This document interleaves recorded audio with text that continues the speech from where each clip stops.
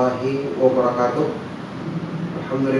Alhamdulillahi ala ihsanih, wa syukru lahu ala taufiqihi wa amtinanih, wa asyhadu an la ilaha illallah wahdahu la syarika lah ta'ziman li syanih, wa asyhadu anna Muhammadan abduhu wa rasuluhu ad-da'i ila ridwanih, sallallahu alaihi wa ala alihi wa ashabihi wa ikhwanih, amma ba'du.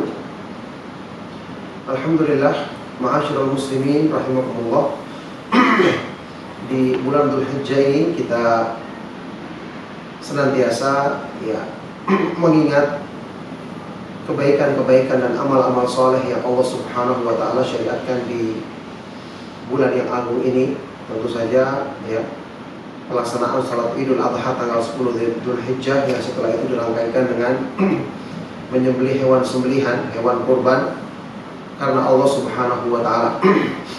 Ini disyariatkan bagi orang yang menunaikan ibadah haji tamattu dan haji qiran untuk menyembelih sembelihan sebagai bagian dari manasik haji. Demikian pula bagi yang tidak menunaikan ibadah haji disyariatkan untuk berkurban. Dan ini ibadah kurban ini merupakan salah satu ibadah besar yang Allah Subhanahu wa taala gandengkan dengan sholat di dalam Al-Qur'an sebagai simbol penghambaan diri, pemurnian ibadah kepada Allah Subhanahu wa taala semata-mata, simbol tauhid. Allah Subhanahu wa taala berfirman di surat Al-An'am, A'udzubillahi minasyaitonir rajim, Al-An'am ayat 162. A'udzubillahi minasyaitonir rajim, qul inna salati wa nusuki wa mahyaya wa mamati lillahi rabbil alamin, la syarika lahu wa bidzalika umirtu wa ana awwalul muslimin. Katakanlah, sesungguhnya salatku, sembelihanku, hidup dan matiku hanyalah untuk Allah Subhanahu wa taala, Rabb alam semesta semata-mata, tidak ada sekutu baginya. Dan dengan inilah aku diperintahkan dan aku termasuk, aku adalah orang yang pertama kali berserah diri kepada Allah Subhanahu wa taala. Ini Allah Subhanahu wa taala memerintahkan kepada Nabi Muhammad SAW untuk mengumumkan kepada pelaku-pelaku syirik bahwa beliau adalah orang yang selalu memurnikan ibadahnya kepada Allah dan tidak menyembah kepada selainnya. Di sini di ayat ini disimbolkan ibadah itu dengan dua ibadah besar. Pertama, salat yang merupakan ibadah anggota badan yang paling utama dalam Islam. Yang kedua dengan sembelihan, yang ini merupakan ibadah yang berkaitan dengan harta yang paling besar di dalam Islam. Makanya berkurban ini kedudukannya sangat tinggi. Di ayat yang lain Allah Subhanahu wa taala perintahkan fasholli li rabbika wanhar, maka laksanakanlah salat karena Allah dan sembelilah sembelihan karena Allah Subhanahu wa taala. Barakallahu fikum ma'asyiral muslimin rahimakumullah. Berkurban ini adalah salah satu di antara ibadah besar yang Allah Subhanahu wa taala juga sebutkan di dalam Al-Qur'an sebagai wujud ketakwaan hakiki, takwa yang sejati yang ada di hati seorang hamba. Allah Subhanahu wa taala berfirman di dalam surat Al-Hajj, "Dzalika wa may yu'azzim sya'airallahi fa innaha min taqwal qulub." Demikianlah, maka barang siapa yang mengagungkan syiar-syiar Allah, mengagungkan simbol-simbol agama Allah, maka itu adalah bersumber dari ketakwaan yang terdapat di dalam hatinya. Syiar-syiar Allah dalam ayat ini maksudnya adalah kurban, hewan yang disembelih untuk pelaksanaan ibadah haji, tamattu atau qiran tadi, menyembelih al-hadi sebagai bagian dari manasik haji, menyembelih hewan yang dikorbankan untuk pelaksanaan ibadah haji tersebut.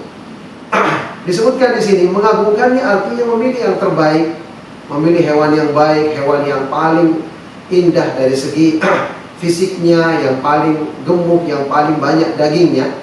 Maka ini adalah wujud pengagungan dari hati seseorang yang merupakan yang bersumber dari ketakwaan yang hakiki yang ada di hati seorang hamba.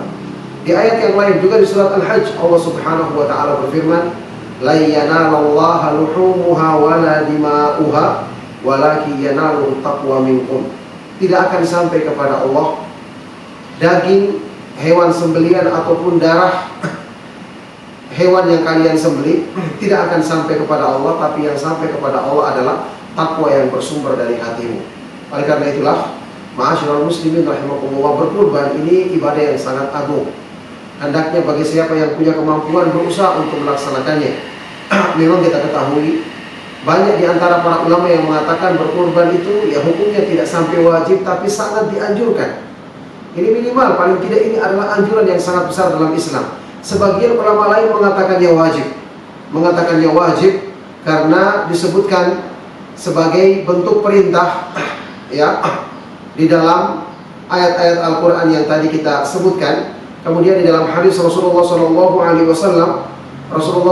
dalam hadis yang sahih pernah bersabda, "Man kanat indahu sa'atun falam yudhi fala yaqrabanna musallana." Barang siapa yang punya kelapangan dalam segi hartanya, kemudian dia tidak menyembelih sembelihan hewan kurban, maka janganlah sekali-sekali dia mendekati tempat pelaksanaan sholat kami, yakni jangan melaksanakan sholat Id. Maksudnya apa? Ini menunjukkan kewajibannya. Karena bagi orang yang mampu tapi tidak melakukannya, dilarang untuk mendekati musalla tempat pelaksanaan sholat Id.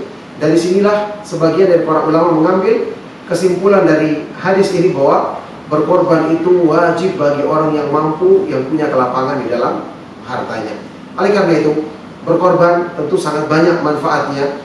Tadi untuk mewujudkan ketakwaan yang hakiki di hati kita, kemudian untuk melatih diri kita menundukkan hawa nafsu di jalan Allah Subhanahu wa Ta'ala, karena kita mengorbankan harta kita, sesuatu yang kita cintai, dalam rangka mendahulukan keridhaan Allah Subhanahu wa Ta'ala. Di samping berkorban juga ada makna bersedekah bagi orang-orang miskin yang tidak mampu.